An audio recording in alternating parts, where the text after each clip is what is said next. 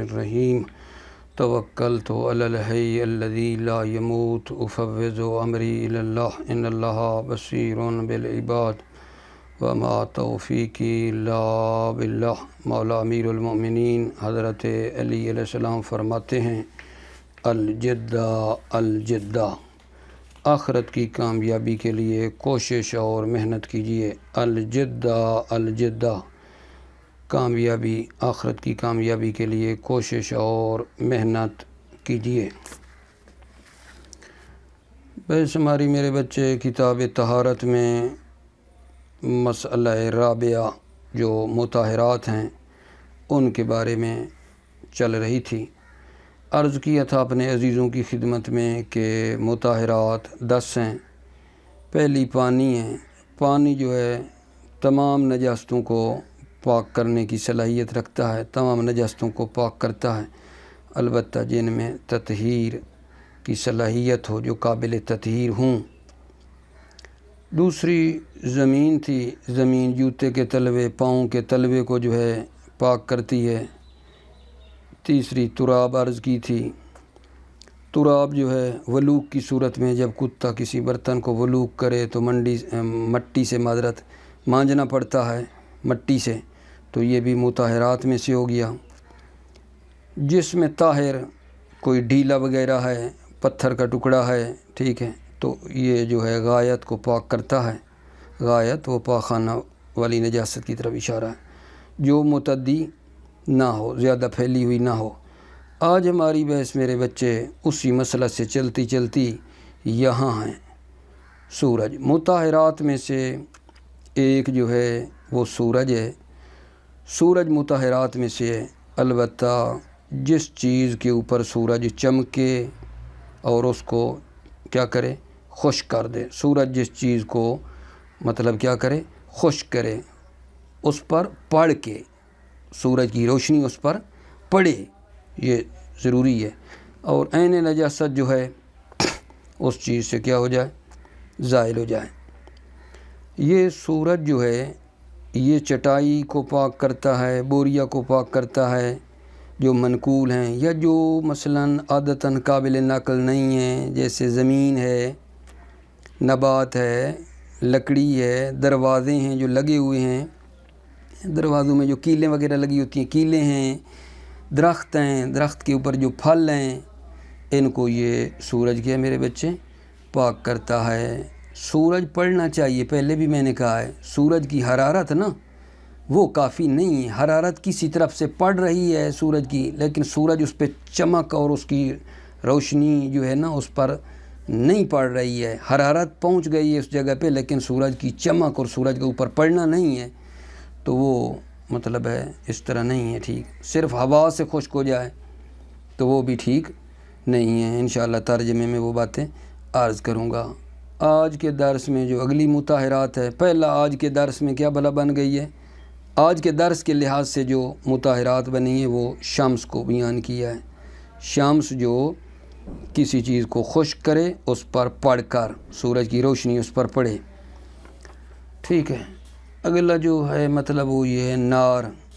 نار جب کسی چیز کو کیا کر دے آگا جان، تبدیل کر دے، نار یعنی آگ جب کسی چیز کو تبدیل کر دے، خاک میں تبدیل کر دے جلا کر، ٹھیک ہے نا، یا اس کو دھواں میں بنا دے، تو یہ بھی پاک کرنے والی ہے۔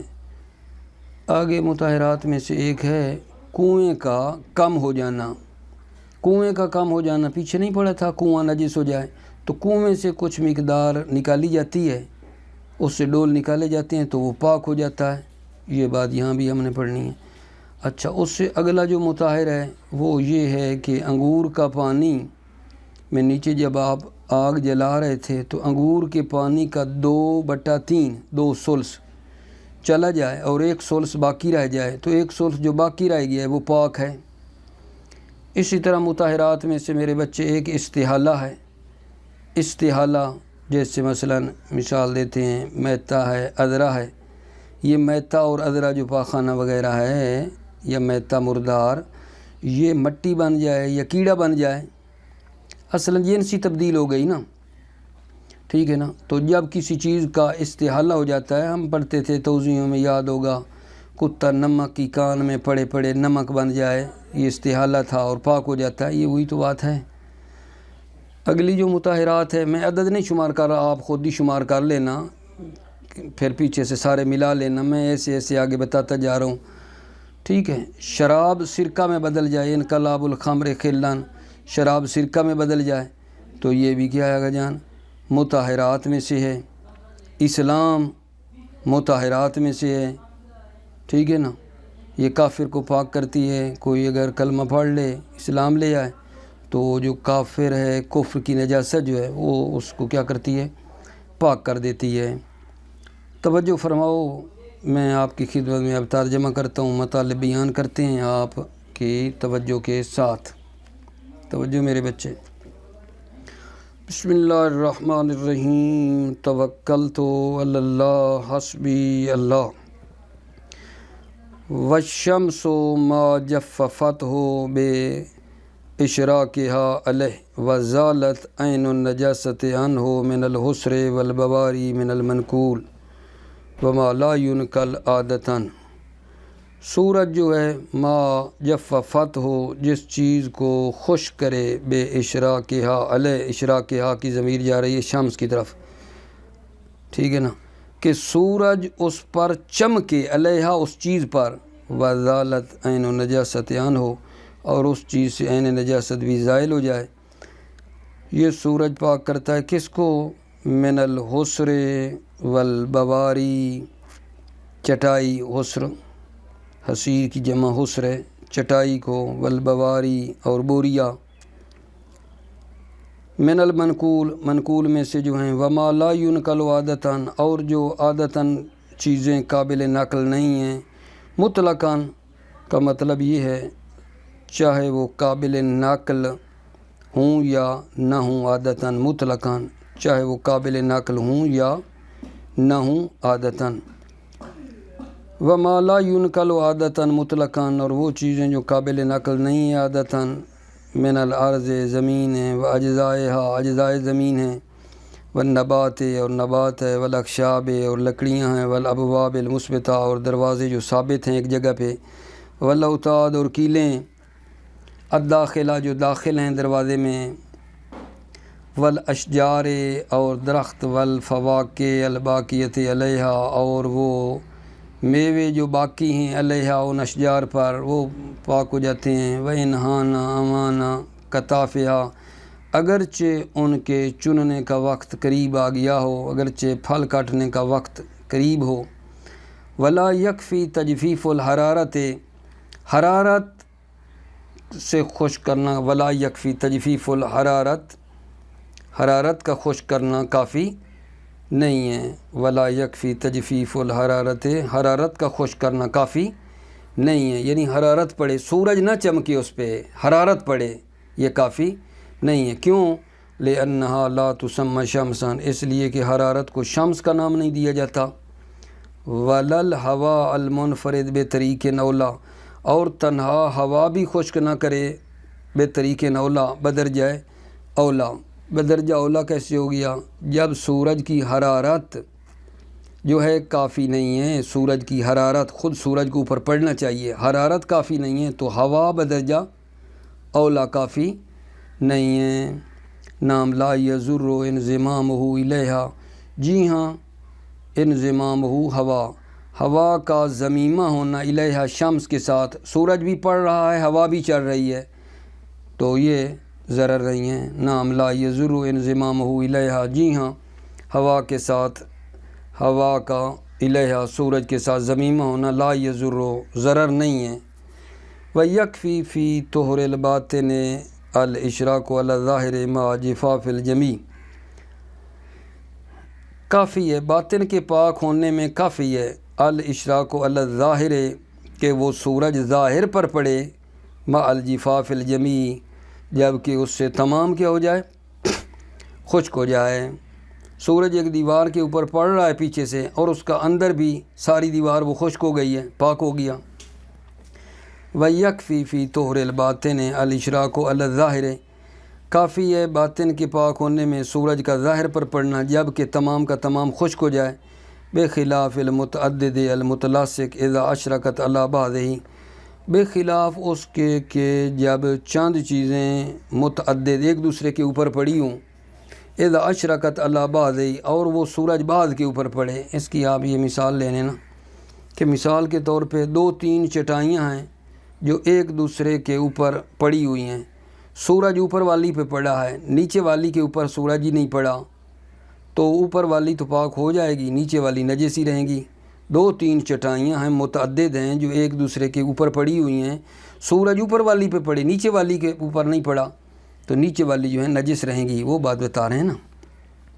بخلاف المتعدد المتلاصق، بخلاف متعدد چیزوں کے جو ملی ہوئی ہیں، اذا اشرکت علی بعض، جب سورج بعض پر پڑے، جب بعض پہ پڑے تو وہی بعض پاک ہے نا، نیچے والی تو نہیں پاک ہوں گی۔ اگلی آقا جان جو مطہرات میں سے ہے ایک چیز، والنار ما احالتہ رمادن او دخانن، اور آگ جو ہے جب ما احالتہ، جب کسی چیز کو تبدیل کر دے، رمادن خاک میں، اور دخانن اور دھوئیں میں تبدیل کر دے، آگ جب کسی چیز کو خاک اور دھوئیں میں بدل دے تو وہ چیز پاک ہو جاتی ہے۔ لا خزفن و اجرن فی اصح القولین، نہ کہ خزف، خزف یعنی وہ ٹھیکری، و اجرن اور اینٹیں، اینٹ، ٹھیک ہے نا، یعنی یہ آپ تھوڑا سا اس کو اس طرح لے لینا، ایک مٹی کے برتن بنتے ہیں، اینٹیں بھی تو پہلے مٹی سے وہ بناتے ہیں نا سانچے میں، اس کو اینٹ کو پھر پکاتے ہیں، وہ تھی مٹی تھی نجس مٹی کے برتن پکا کر بنائے گئے ہیں، اینٹیں بنائی گئی ہیں، تو کیا یہ پاک ہو جائے گا؟ مٹی نجس تھی، نجس مٹی کے برتن بھی پکا کے بنائے گئے، اینٹیں بھی بنائی گئی ہیں، اصح قولین کی بنا پر یہ پاک نہیں ہیں، اصح قولین کی بنا پر یہ خزف اور اجر جو پک گئے ہیں، پہلے نجس تھے، یہ پاک نہیں، وہ بات بتا رہے ہیں۔ لا خزفن و اجرن، نہ کہ خزف جو مٹی کے برتن گھڑے وغیرہ، ٹھیک ہے، ٹھیکری، و اجرن اور اینٹیں، فی اصح القولین، اصح قولین کی بنا پر یہ پاک نہیں ہیں، و علیہ المصنف فی غیر البیان، اسی بات پر کہ یہ پاک نہیں ہیں، اسی بات پر مصنف ہے، فی غیر البیان، غیر بیان میں، یعنی کتاب بیان کے علاوہ میں مصنف کا بھی یہی نظریہ ہے اصح قولین والا کہ یہ پاک نہیں ہے۔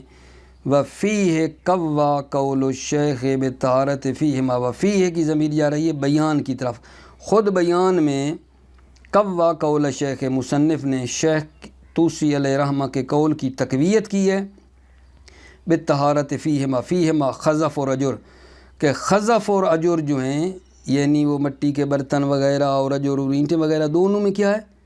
طہارت ہے۔ شیخ طوسی نے دونوں میں طہارت کا کہا نا، تو مصنف نے شیخ طوسی کے قول کو بیان میں تقویت دی ہے، وفیہ کتاب بیان میں قوا قول الشیخ، شیخ طوسی کے قول کو تقویت دی ہے طہارت کی، فیہما ان دونوں میں، خزف اور اجر میں کا یہ پاک ہے۔ وَنَقْصُ الْبِئْرِ بِنَظْرِ الْمُقَدَّرِ مِنْهُ، کنویں کا کم ہو جانا، بِنَظْرِ الْمُقَدَّرِ مِنْهُ الْبِئْرِ، اس کنویں سے ایک مقدار مقدر کھینچنے سے، وَكَمَا يَطْهُرُ الْبِئْرُ بِذَلِكَ فَكَذَا حَافَاتُهُ، جس طرح کنواں جو ہے نا بِنَظْرِ کھینچنے سے پاک ہو جاتا ہے، بعض ڈول کھینچنے سے، فَكَذَا حَافَاتُهُ، اسی طرح کنویں کا حافات یعنی اطراف، کنویں کا اطراف بھی پاک ہو جاتا ہے، کنویں سے جب پانی کھینچے تو کنویں کی جو دیواریں ہوں گی، اطراف میں سائڈیں ہوں گی، وہ بھی کیا جان پاک ہو جاتا ہے۔ وآلات النز، کھینچنے کے جو آلات ہیں، رسی ڈول جو کھینچ رہے تھے وہ بھی پاک ہو جاتے ہیں۔ والمباشر، اور مباشر بھی پاک ہو جاتا ہے، مباشر وہ ہے نا جو کھینچ رہا ہے، مباشر وہ ہے جو اس کام میں لگا ہوا ہے اور کھینچ رہا ہے۔ وما یصحبہ حالتہ، وما یصحبہ حالتہ، یصحبہ کی ضمیر لوٹائیں مباشر کی طرف، حالتہ کی ضمیر لوٹائیں نز کی طرف، اور وہ چیز جو مباشر کے ساتھ حالت النز، کھینچنے کی حالت میں جو مباشر کے ساتھ تھی، مثلا اس کے کپڑے، اس کا جوتا، جو کچھ اس کھینچنے والے کے ہمراہ تھا، وہ بھی پاک ہو جاتا ہے۔ وذهاب ثلث الاسیر مطہر لثلث الاخر علی القول بنجاستہ والآلات والمزاول۔ وذهاب ثلث الاسیر، دو ثلث اسیر کا چلا جانا، اسیر کیا تھی؟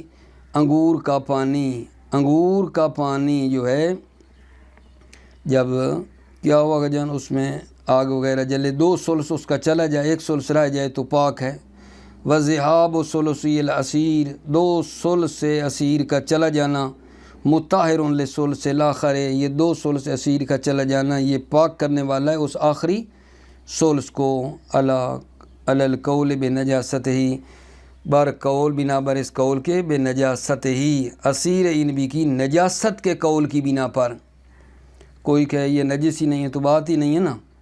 یہ 2 ثلث اسیر کا چلا جانا مطہر ایک آخری ثلث کو، ثلث آخر کو اس قول کی بنا پر، علی القول بنجاست ہی، بنا بر قول نجاست اسیر انبی، والآلات والمزاول، اور آلات پاک ہو جاتے ہیں، والمزاول یعنی وہی مباشر جو یہ کام کر رہا ہے۔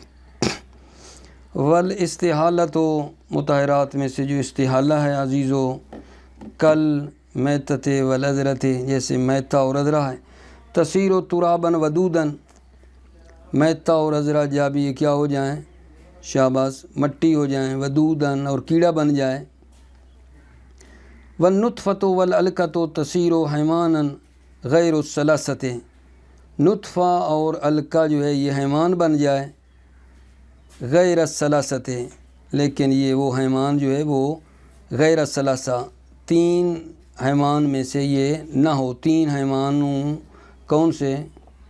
اگر جان کافر، کتا، خنزیر، غیر الثلاثہ، کافر کتا خنزیر کے علاوہ ہو تو پھر یہ بات ہے۔ والنطفۃ والعلقۃ تصیر حیمانا، نطفہ اور علقہ جو ہے وہ حیوان بن جائے، لیکن کون سا؟ غیر الثلاثہ، ان 3 کافر کتا خنزیر کے علاوہ حیوان ہو۔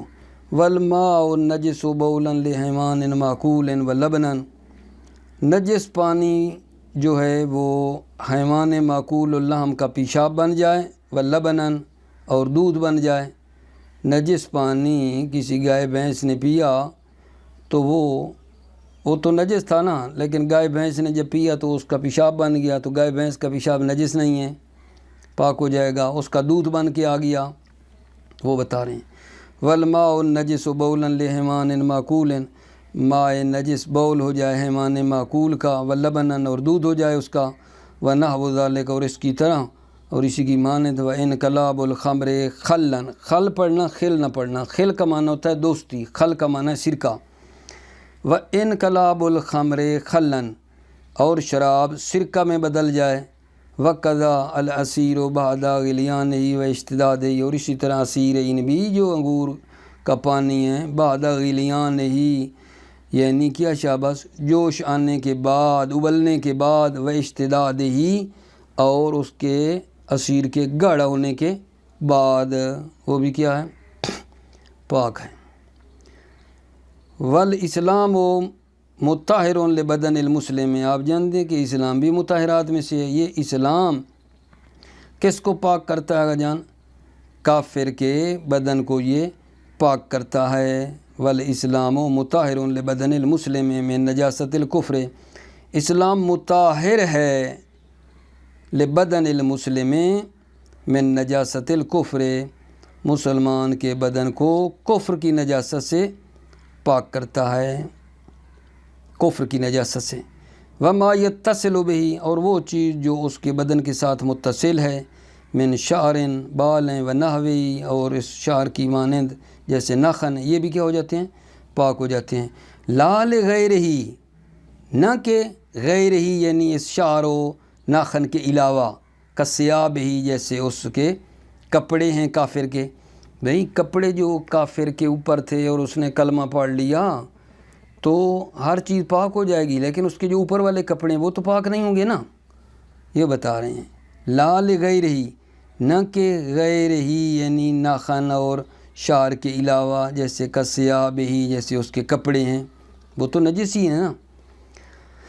وَتَطْهُرُ الْعَيْنُ وَالْأَنْفُ وَالْفَمُّ بَاطِنُهَا وَكُلُّ بَاطِنٍ كَالْأُذُنِ وَالْفَرْجِ بِزَوَالِ عَيْنِ، یہ جو ہے نا تطہر العین والانف والفم باطنها، باطنها بدل ہے، عین انف فم کا یہ بدل ہے، یعنی کہنا چاہتے ہیں آنکھ ناک اور منہ کا جو باطن ہے، آنکھ ناک ٹھیک ہے نا، اور منہ کا باطن اور ہر باطن جیسے کان ہے، ٹھیک ہے نا، تو یہ کیا ہے جان، عین نجاست کے زائل ہونے سے یہ کیا ہو جاتے ہیں، ان کا باطن پاک ہو جاتا ہے۔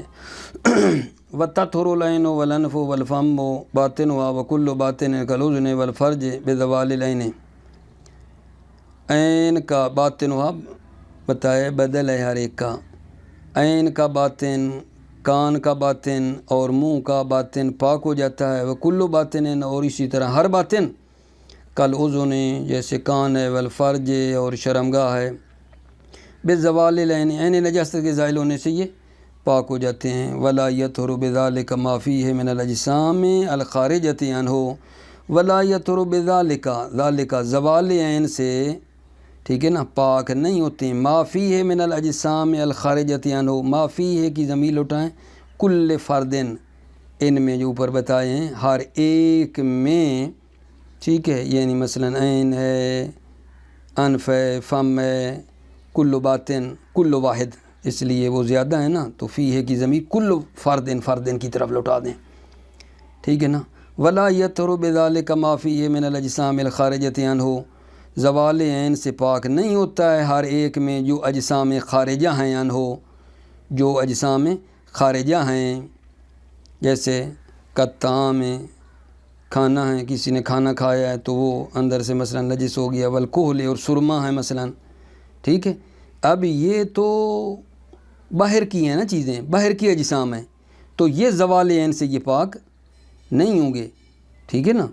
اما الرطوبۃ الحادثۃ فیہ کریق والدم فبحکمہ، البتہ وہ جو رطوبت حادث ہوتی ہے، تری وغیرہ منہ میں آ جاتی ہے، ری کے منہ کا پانی ہے جیسے، والدم اور آنسو ہیں، فبحکمہ تو یہ باطن کے حکم میں ہیں، باطن کے حکم میں ہیں، اور باطن کا حکم آپ نے پڑھا ہے کہ عین نجاست زائل ہو جائے تو وہ پاک ہو جاتے ہیں، لیکن یہ اجسام خارجیہ کا حکم یہ نہیں ہے۔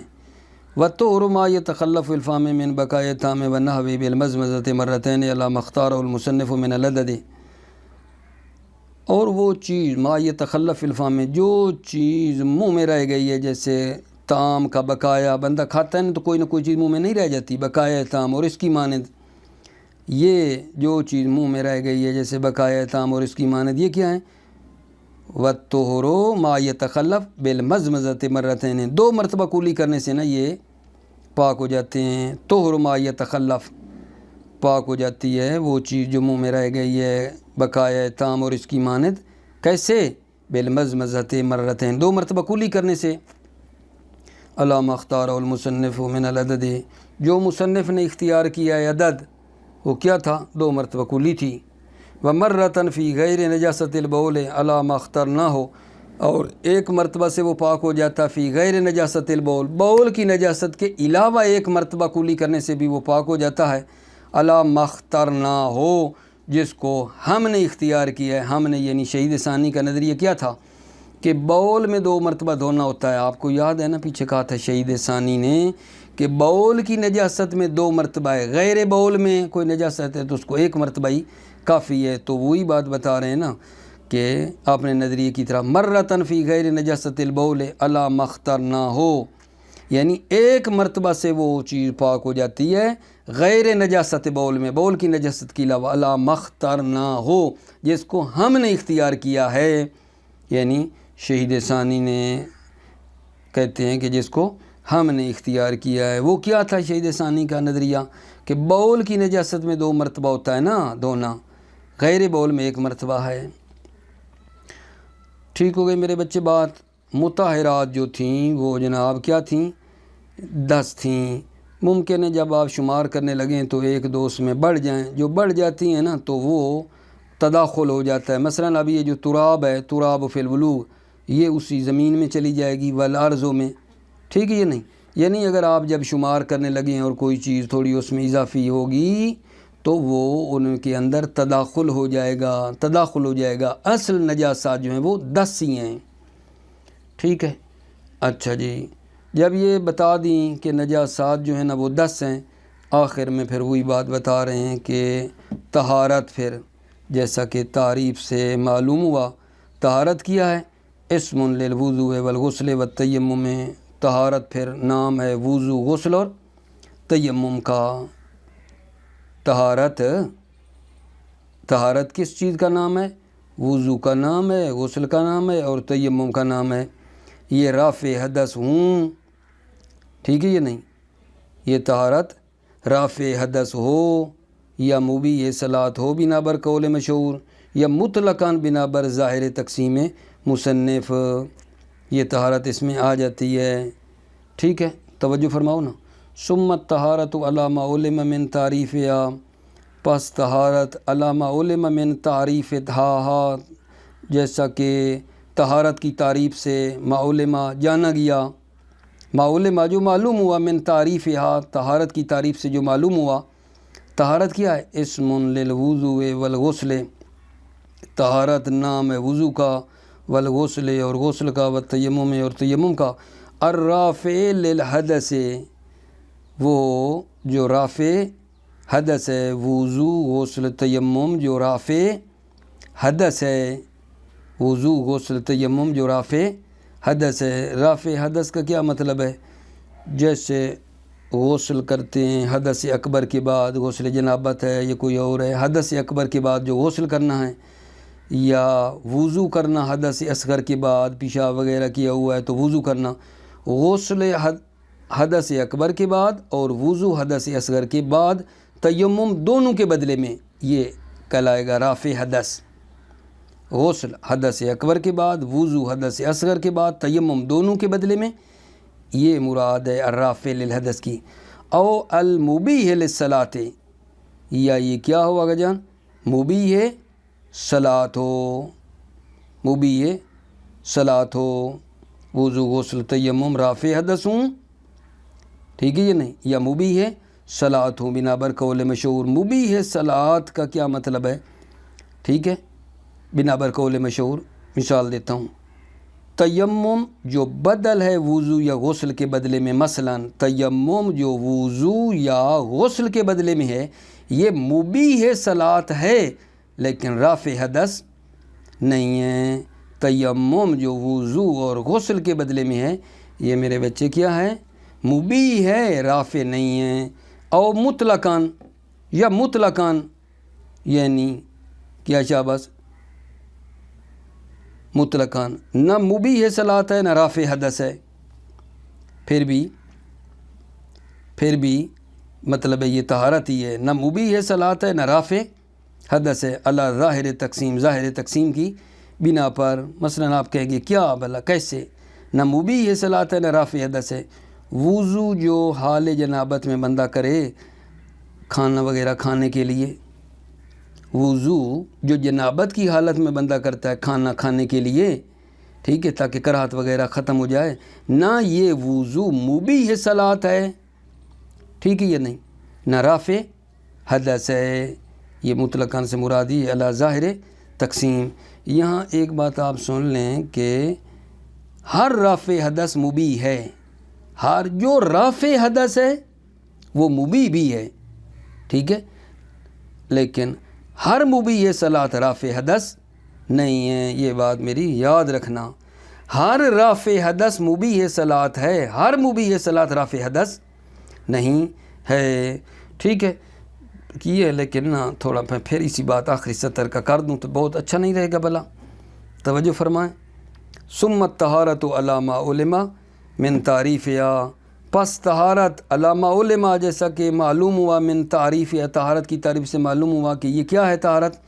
اسم للوضوء والغسل والتیمم، اسم ہے وضو کا، غسل اور تیمم کا۔ الرافع للحدث، وضو غسل تیمم جو رافع حدث ہے، رافع حدث کی مثال دی ہے، غسل حدث اکبر کے بعد، وضو حدث اصغر کے بعد، تیمم دونوں کے بدلے میں، یہ رافع حدث ہے، ٹھیک ہے۔ او المبیح للصلاۃ، ٹھیک ہے، او المبیح للصلاۃ، مبیح للصلاۃ میں آپ کیا لیں بھلا؟ تیمم جو بدل ہے وضو یا غسل کا، تیمم جو بدل ہے وضو یا غسل کا، یہ کیا ہے میرے عزیزو؟ یہ مبیح صلاۃ ہے، یہ مبیح صلاۃ ہے جو یہاں بات کی ہے، ٹھیک ہے نا۔ تو میرے خیال کے مطابق نا جو پیچھے میرے منہ سے نکلا ہے نا تیمم جو دونوں کے بدلے میں ہے، ٹھیک ہے نا، یہ اس میں نہ لو، رافع حدث میں تیمم کو نکال لو، تاکہ پھر آپ نے کہ یہ بھی تو وہی ہے۔ المبیح للصلاۃ علی المشہور، تیمم جو بدل ہے وضو یا غسل کا، ٹھیک ہے، یہ مبیح صلاۃ ہے، رافع حدث نہیں ہے۔ او مطلقاً علی ظاہر تقسیم، یعنی مطلقاً نہ مبیح صلاۃ ہے نہ رافع حدث ہے، جیسے مثال دی ہے وضو حال جنابت میں کھانا کھانے کے لیے، ٹھیک ہے، اور مطلقاً یا مطلقاً علی ظاہر تقسیم، ظاہر تقسیم جو مصنف کی ہے اس کی بنا پر، ٹھیک ہو گئی بات۔ اب جیسا طہارت آپ نے دیکھا نہ، کہا ہے کہ یہ وضو غسل اور تیمم ہے، آگے اس پوری کتاب طہارت میں باتیں ہماری یہ چلنی ہیں، 3 باتیں ہیں جناب، ایک وضو کی ہوگی، ایک غسل کی، اور تیمم کی پوری کتاب ختم ہو جائے گی جناب علی، ٹھیک ہے۔ فَهُنَا فُصُولٌ ثَلَاثَةٌ، تو یہاں 3 فصلیں ہیں۔ الفصل الاول فی الوضوء، پہلی فصل جو ہے وہ وضو کے بارے میں ہے۔ وضو تھوڑی سی میں خارج سے یہاں بھی پھر تھوڑی توضیح دے دوں، خارج سے پھر آ جاتے ہیں جناب۔ وضو کیا ہے؟ وضو اسم مصدر ہے، مصدر التوضؤ ہے، باب تفاعل بر وزن تعلم، ٹھیک ہے نا۔ وضو اسم مصدر ہے میرے بچوں، اور مصدر التوضؤ ہے، اور الوضوء ایک کلمہ آ رہا ہے، وہ وضو وہ پانی ہے جس سے وضو کیا جاتا ہے۔ یہ ہو گیا وضو کے بارے میں کہ وضو خود کیا ہے، وضو اسم مصدر ہے، مصدر التوضؤ ہے، وضو وہ پانی ہے جس سے وضو کیا جاتا ہے۔ اور پھر جناب بتا رہے ہیں کہ اچھا یہ ہو گیا وضو، موجبات وضو کتنے ہیں جو وضو کو واجب کرتے ہیں، یا کہیں اسباب، وہ اسباب جن کی وجہ سے وضو واجب ہو جاتا ہے، ٹھیک ہے یا نہیں، وہ اسباب جن کی وجہ سے وضو کرنا پڑتا ہے، یا وہ چیزیں جو وضو کرنے کا موجب بنتی ہیں، وہ کتنی ہیں میرے بچے، توجہ کرو۔ ایک ہو گیا پیشاب، پاخانہ، ری، ہوا کا خارج ہو جانا، 3، اور چوتھی ہے نوم، نیند جو غالب آ جائے کان اور آنکھ پہ، ٹھیک ہے، اور 5ویں ہے مزیل العقل، عقل کا زائل ہو جانا، اور چھٹا جو ہے وہ کیا بنتا ہے آگا جان، استحاضہ ہے، چھٹا یا 7واں، ٹھیک ہے۔ یہ جو چاند ایک اسباب، یہ 6 تقریباً بنتے ہیں، یہ 6 چیزیں ہیں جو وضو کرنے کا موجب بنتی ہیں، 6 چیزیں ہیں جو وضو کرنے کا موجب بنتی ہیں، موجب بنتی ہیں یعنی وضو کو واجب کرتی ہیں۔ اچھا یہاں موجب ہے کہ ایک موجب ہے، موجب بھی کہتے ہیں موجبات وضو، اور ایک اس کو اسباب بھی کہتے ہیں، اس کو ناقص بھی، نواقص بھی کہتے ہیں۔ کیوں موجب اس لیے کہتے ہیں کہ یہ چیزیں وضو کو واجب کرتی ہیں، ناقص اس لیے کہتے ہیں کہ یہ بول غائط وغیرہ وضو کو توڑ دیتے ہیں، اسباب اس لیے کہتے ہیں کہ یہ وضو کا سبب بنتی ہیں، ٹھیک ہے یا نہیں۔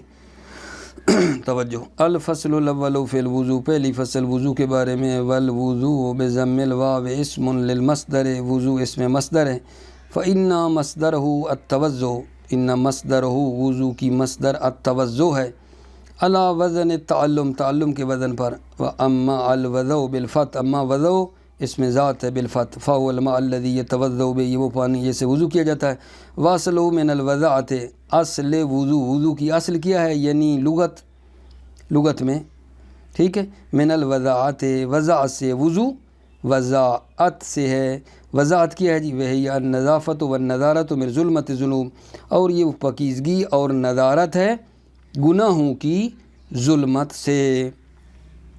یہاں ایک کلمہ ہے نظارت عزیزو، ایک ہے نظارت، ٹھیک ہے، ایک کلمہ نظافت ہے، ایک کلمہ نظافت ہے، اور دوسرا نظارت ہے۔ ان میں کیا فرق ہے؟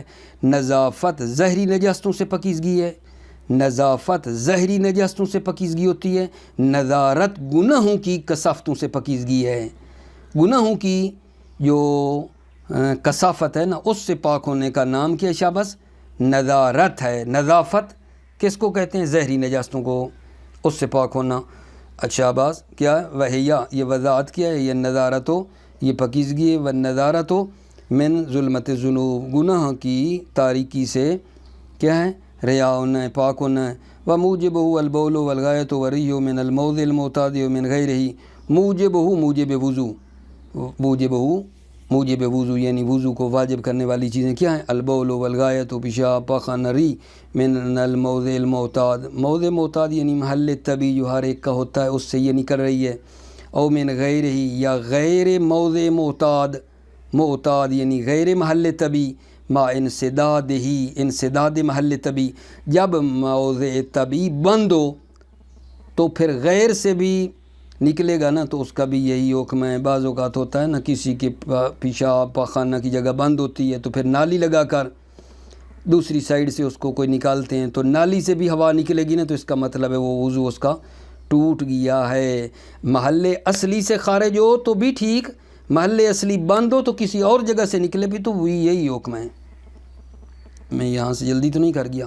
وموجب ہو، موجب وضو البول والغایۃ والری، پیشاب پاخانہ ری ہے، من الموضع المعتاد محل طبی سے، او من غیر ہی یا غیر ہی کی ضمیر موضع معتاد غیر محل طبی سے ہے، با انسداد ہی جب کہ محل طبی کیا ہو؟ بند ہو۔ و اطلاق الموجب علی هذه الاسباب باعتبار ایجابها الوضو عند تکلیف، اطلاق الموجب مبتدا بے اعتبار خبر ہے۔ و اطلاق الموجب علی هذه الاسباب، ان اسباب بول غایت وغیرہ ان اسباب پر موجب کا اطلاق کرنا اس اعتبار سے ہے ایجابہ الوضو، کیونکہ ایجابہ یہ 6 امور جو ہیں یہ وضو کو واجب کرتے ہیں، عند تکلیف، تکلیف کے وقت یہ وضو کو واجب کرتے ہیں، بے ما ہوا شرط فی ہے کہ فی ہے یعنی جس میں یہ وضو شرط ہے، تکلیف، ٹھیک ہے نا، تکلیف کے وقت وضو کو واجب کرتے ہیں۔ کون سی تکلیف؟ بے ما ہوا شرط فی ہے، جس میں وضو شرط ہے۔ کما یطلق علیہ الناقض باعتبار عروضها للمطہر، جیسا کہ علیہ ان اسباب پر ناقض کا بھی اطلاق کیا جاتا ہے، ناقض توڑنے والے یعنی اس اعتبار سے کیونکہ یہ 6 امور عارض ہوتے ہیں للمطہر، وضو والے شخص کو یہ عارض ہوتے ہیں اور اس کے وضو کو توڑ دیتے ہیں، اس لیے ناقض کہتے ہیں۔ وَالسَّبَبُ أَعَمٌّ مِّنْهُمَا مُطْلَقًا كَمَا أَنَّ بَيْنَهُمَا عُمُومًا مِّن وَجْهٍ، اور سبب اعم ہے، منہما من کس سے؟ ناقض اور موجب، ناقض اور موجب سے سبب اعم ہے مطلقاً، یعنی کیا بلا سبب اعم ہے منہما ناقض اور موجب سے مطلقاً، یعنی ان کے درمیان میرے عزیزو عموم و خصوص مطلق کی نسبت پائی جاتی ہے، ان کے درمیان عموم خصوص مطلق کی نسبت ہے۔ آج میں شاید نہ بتاؤں آپ کو، کل بتاؤں گا کہ ان میں سبب اور ناقض اور موجب میں عموم خصوص مطلق کی نسبت ہے، کیسے؟ ابھی تھوڑا ٹائم قلیل ہے۔ وَالسَّبَبُ أَعَمُّ مِنْهُمَا، سبب عام ہے ناقض اور موجب سے مطلق، یعنی سبب اور ناقض اور موجب میں کون سی نسبت ہے؟ عموم خصوص مطلق کی نسبت ہے۔ کما ان بینہما عموماً من وجہ، جیسا کہ ان دو میں موجب اور ناقض، خود ان میں موجب اور ناقض میں خود ان کی آپس میں عموم من وجہ، عموم خصوص من وجہ کی نسبت ہے۔